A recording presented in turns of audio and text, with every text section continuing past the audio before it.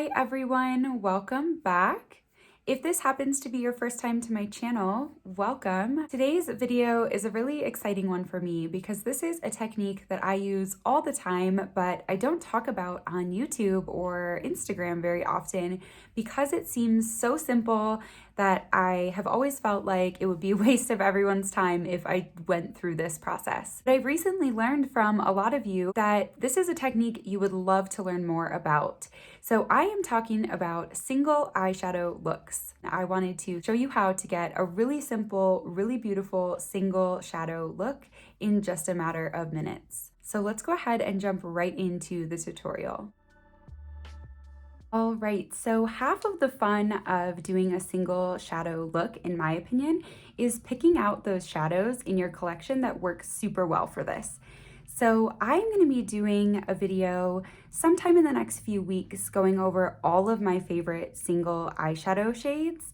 So keep an eye out for that. But I do just want to mention that a lot of times a nice shimmery shade that has kind of a base color and then a shimmer color as well is really, really beautiful for this. So for example, today I'm going to be using one of my Sydney Grace single shadows, and I'm going to be using this one in the center right here. It's called The Greatest Gift. And let me just swatch it for you. So here's what it looks like on my finger. You can see that it looks kind of green, kind of pink. And when I swatch that out on my hand, you can see that there's kind of a variety of shades going on in there. So this one in particular has a pink base, so you can see when it's not in the light, it looks pretty pink. And then as soon as it shifts to the light, there's a green shimmer on top. So pink base over here, you can see green shimmer over here. So I think shades like this add so much dimension to a single shadow look because you get those two colors, and then depending on which way you turn, it'll look so much more dimensional than if you just pick one shade. So when I'm doing a single shadow look, I like to have two tools on hand. The first is my own finger for applying and packing on the shimmer. If I happen to be doing a matte single shadow look, I prefer, instead of my finger, to have a brush like this, a nice flat brush for packing that shade on. So essentially a packing tool, either your finger or a nice flat brush. And then I like to have a fluffy blender brush as well. This one is from e.l.f. It's a fluffy eye blender, so perfect. Just because I like to kind of diffuse the edges after I've packed it on so that there's not a harsh line between where there's shadow and where there's no shadow. So I'm gonna get up nice and close here so that you can really see what I'm doing while I work on it. So first I'm just going to dip my finger into the shadow, give it a little swirl, and then I just pat that all the way across my lids. So I just love this shade so much. I hope that's picking up on camera how beautiful that like pink to green shift is.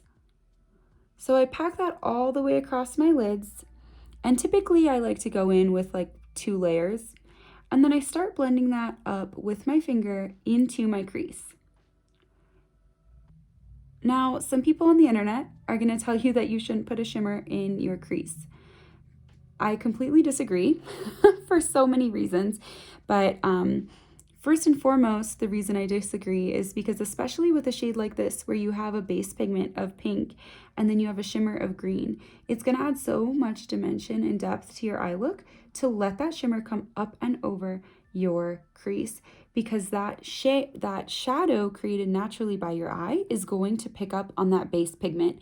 And then the parts of your eye that stand out, so for example, you know, like this inner portion of my eye here, those portions are going to pick up on that green shift really well. So it's going to kind of create some automatic dimension for you. So once you have that base down, some people are going to find that that's enough kind of diffusion for them personally and for the shadow they picked, that they feel like they don't need to blend on that edge at all.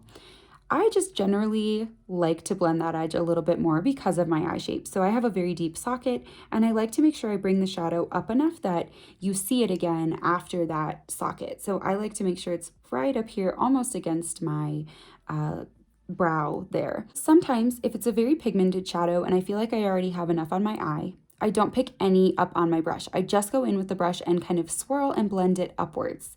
However, today I feel like I could stand to add just a little bit more color, so I added the tiniest bit to the end of my brush, and then I'm just going to use circular and swiping motions right on that edge. And using those circular swiping motions sometimes with certain shadows will take away a bit of the shimmer. So just be aware of that. If you ever want more shimmer back, you can just pat your finger in and place it back on there. Okay, so I'm pretty happy with how that looks, and you can see how much dimension it adds to my eyes just by having that shadow that really catches the light differently. I'm gonna do this side and then I will be back. So here is what it looks like with just that one single shadow on my eyes. You can see so much dimension, and I just love this shade. If you want to pick something a little more neutral, totally fine. It would look just as good as this does with that same technique I just showed. Now, the only other thing that I'll sometimes do with a single shadow look is eyeliner. I don't always do it, especially if I'm going for something like nice and light and airy like this. I love how this looks on its own. So I am going to take just a standard brown pencil liner. This one's from L'Oreal, and just show you kind of what I do really quickly if I were to add liner. So my preference is to put my liner just right on this outer corner here. And I like to just really buff it into my lash line, so that it's hardly noticeable.